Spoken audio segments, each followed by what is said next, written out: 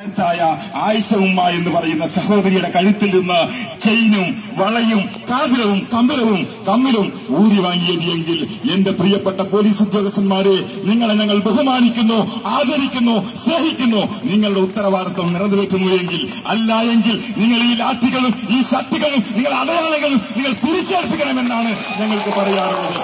ആയിഷ ഉമ്മ എന്ന് പറയുന്ന സഹോദരിയുടെ വെഞ്ഞിപ്പൊട്ടൽ നേരിട്ട് കണ്ടവരാ ഞങ്ങൾ. നിങ്ങൾ അറിയുമോ, CPM-ന്റെ പ്രവർത്തകന്മാർ, CPM-ന്റെ ക്രിമിനലുകൾ, കാപാലികർ അത് ഏത് പൊന്നാവരം കോട്ടയിൽ കൊണ്ട് ഒളിപ്പിച്ചു വെച്ചാലും ആ സ്വർണ്ണങ്ങൾ തിരിച്ചു പിടിക്കുന്നത് വരെ SDPI പ്രവർത്തകന്മാർക്ക് വിശ്രമമില്ല.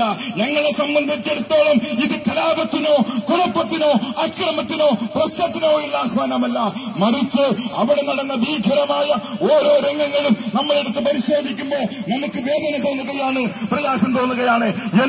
നമ്മുടെ കലക്ടർ ഇങ്ങോട്ട് സന്ദർശിച്ചിട്ടില്ല, നമ്മുടെ കലക്ടർക്ക് ഇങ്ങോട്ട് വരാൻ സമയം കിട്ടിയിട്ടില്ല, നമ്മുടെ DGPക്ക് ഇങ്ങോട്ട് വരാൻ സമയം കിട്ടിയിട്ടില്ല, നമ്മുടെ മുഖ്യമന്ത്രിക്ക് ഇങ്ങോട്ട് വരാൻ സമയം കിട്ടിയിട്ടില്ല, നമ്മുടെ ആഭ്യന്തരമന്ത്രിക്ക് ഇങ്ങോട്ട് വരാൻ സമയം കിട്ടിയിട്ടില്ല, ഇവിടുത്തെ മുസ്ലിം ലീഗിന്റെ മന്ത്രിമാർക്ക് കുഞ്ഞാലിക്കുട്ടിക്ക് ഇങ്ങോട്ട് വരാൻ സമയം കിട്ടിയിട്ടില്ല.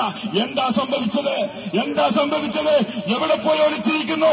OK വാസു എന്ന് പറയുന്ന RSSന്റെ ക്രിമിനൽ ഇതിലേക്ക് വന്നപ്പോൾ അവിടെയാണ് പ്രശ്നമുണ്ടായത്.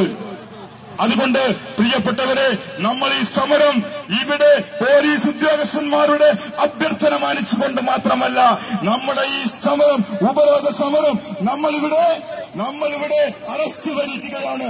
ഇവിടുത്തെ നേതാക്കന്മാർ അറസ്റ്റ് വരിച്ചാൽ അച്ചടക്കത്തോടുകൂടെ അത് നമ്മുടെ സഹപ്രവർത്തകന്മാർ അംഗീകരിക്കണമെന്നാണ് പറയാനുള്ളത്. ആരും എഴുന്നേൽക്കരുത്. അവിടെ ഇരിക്കണം അച്ചടക്കമുള്ള പ്രവർത്തകന്മാർ, അവിടെ ഇരിക്കണം. ആരും എഴുന്നേൽക്കാൻ പാടില്ല. ഇവിടെ പ്രവർത്തകന്മാർ മുഴുവൻ ഇരിക്കണം. മുദ്രാവാക്യം വിളിക്കരുത്.